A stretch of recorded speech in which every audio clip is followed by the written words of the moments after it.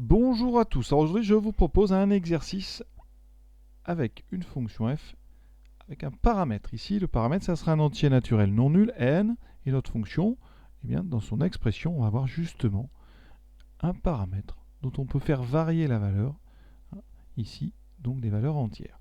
Cette expression, vous voyez, c'est x moins n fois ln de x. Et ça, c'est l'expression de fn.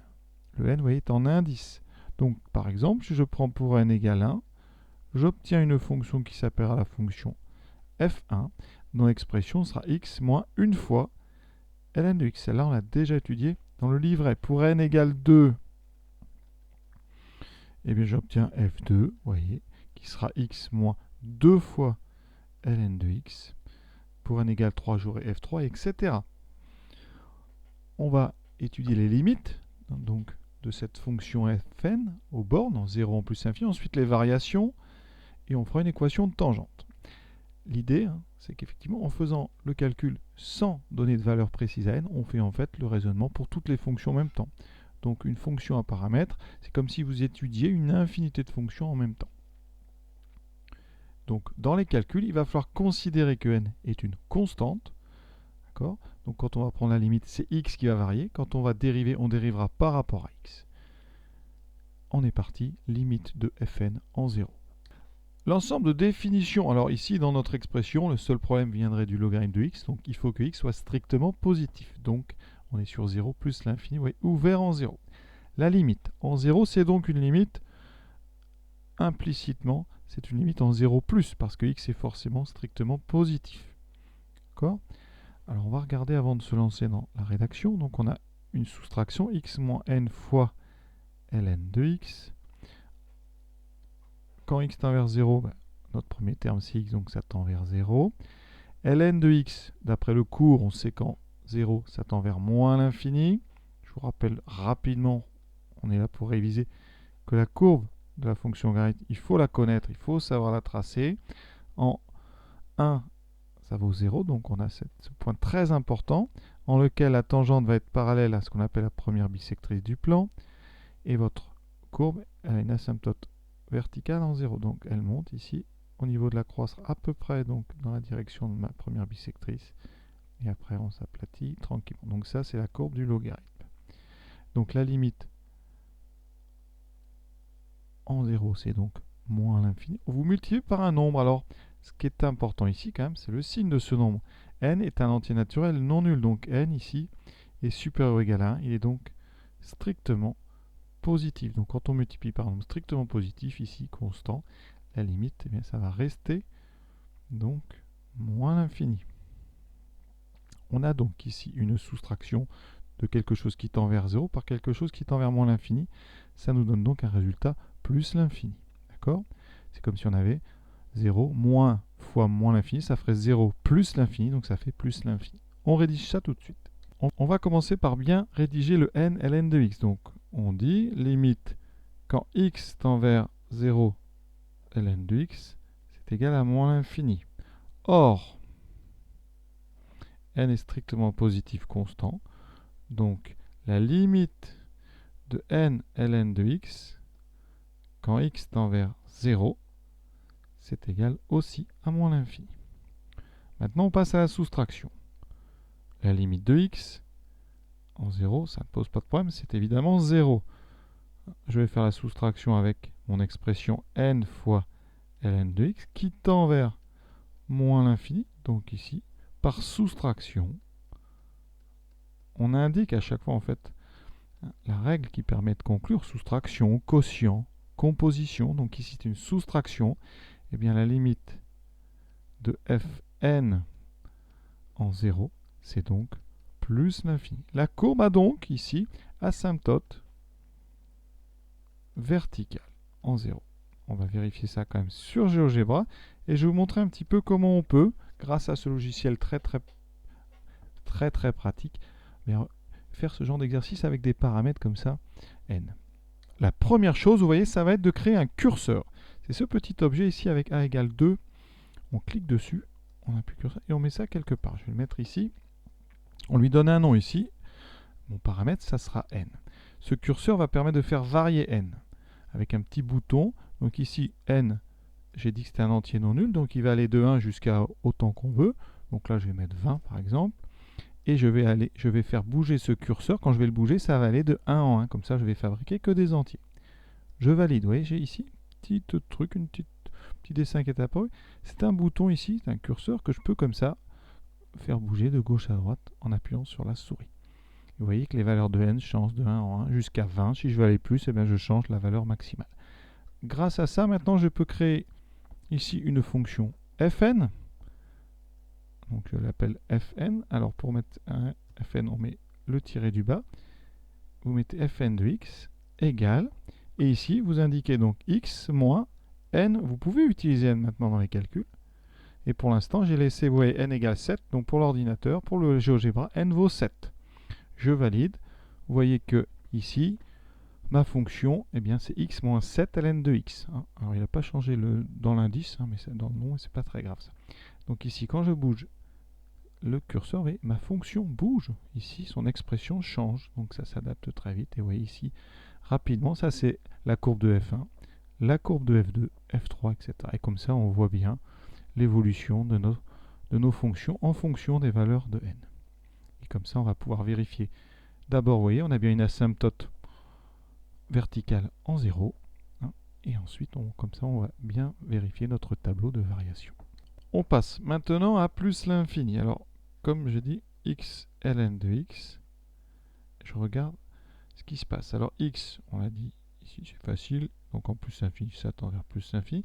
Ln de x, c'est du court, ça tend vers plus l'infini. Je multiplie par n, qui est strictement positif, ça encore une fois, c'est capital.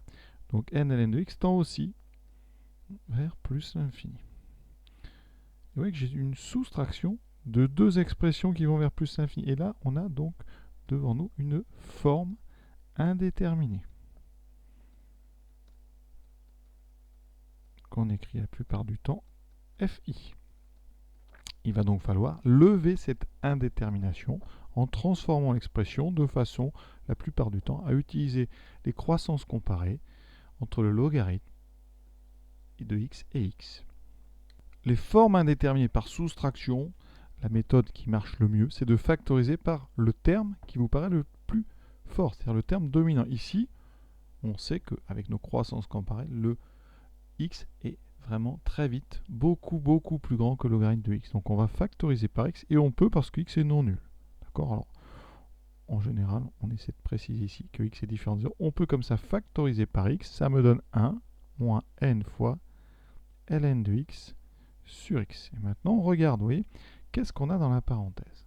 On a un rapport ln de x sur x. D'après le cours, ça c'est une croissance comparée. On sait, vous ne l'inventerez pas, on sait que ça tend vers 0. Parce que x est tellement dominant qu'il va écraser tout ça. Vous multipliez par un nombre n constant, on a dit qu'il était constant, donc n fois ln de x sur x tend aussi vers 0. On a une soustraction 1 moins 0, donc la parenthèse, eh bien, elle tend vers 1. Devant, on a x qui tend vers plus l'infini. On a donc réussi. Ce n'est plus une indéterminée. La limite, c'est plus l'infini. On rédige.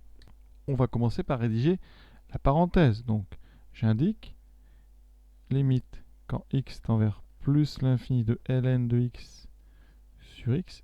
On indique que c'est 0. Entre parenthèses, on justifie soit vous mettez court ou alors croissance comparée. Or, n est supposé constant. Ça veut dire que la limite, quand x tend vers plus l'infini de n fois ln de x sur x, est aussi égale à 0.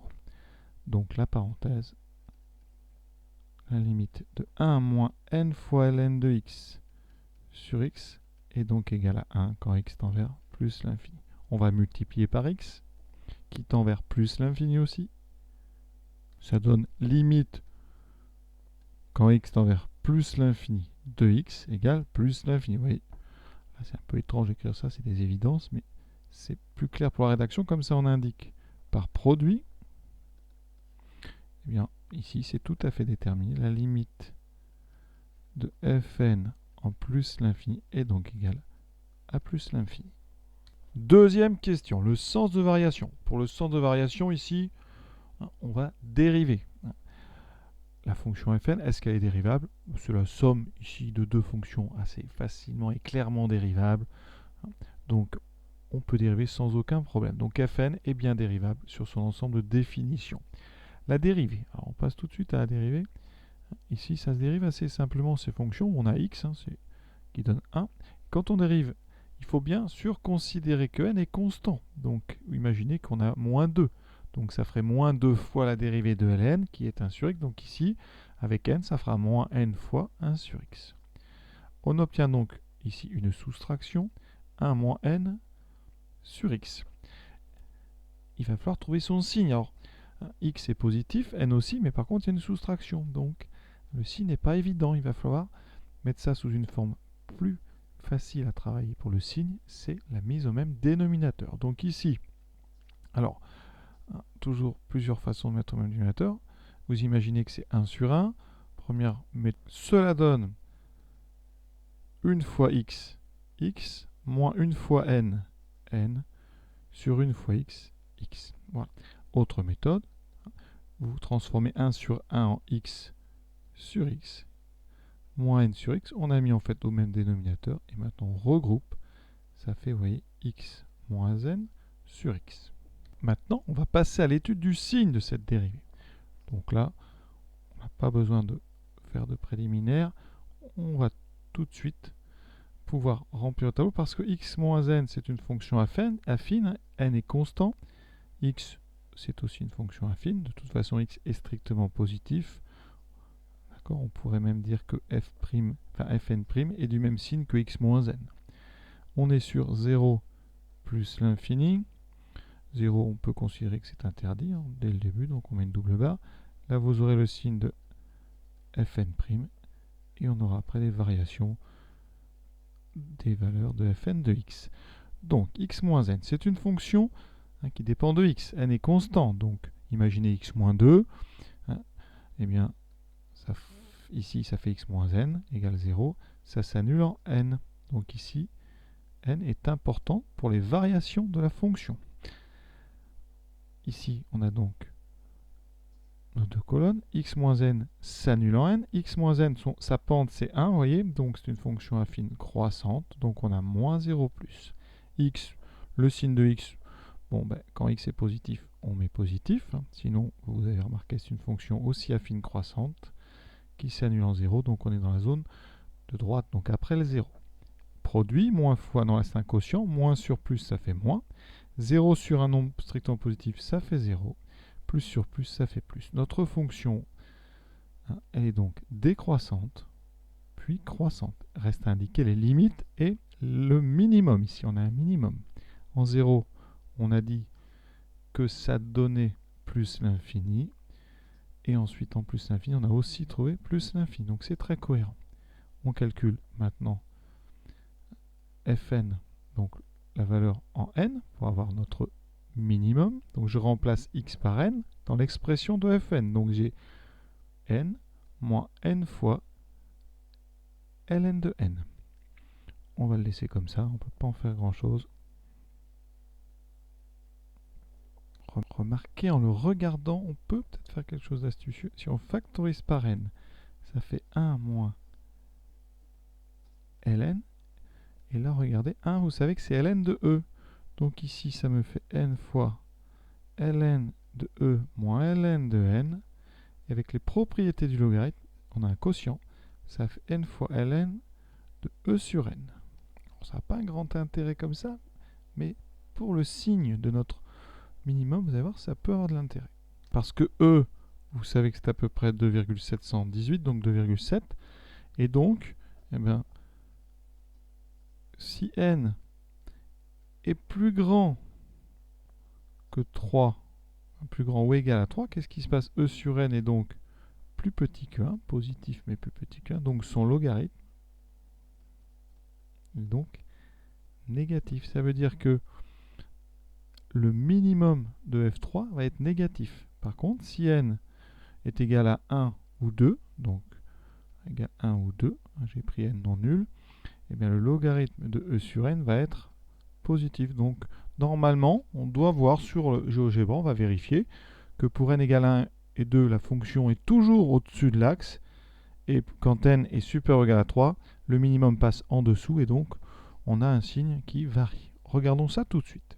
Voici, pour n égale 1, vous voyez, le maximum, le minimum est au-dessus, donc il est positif.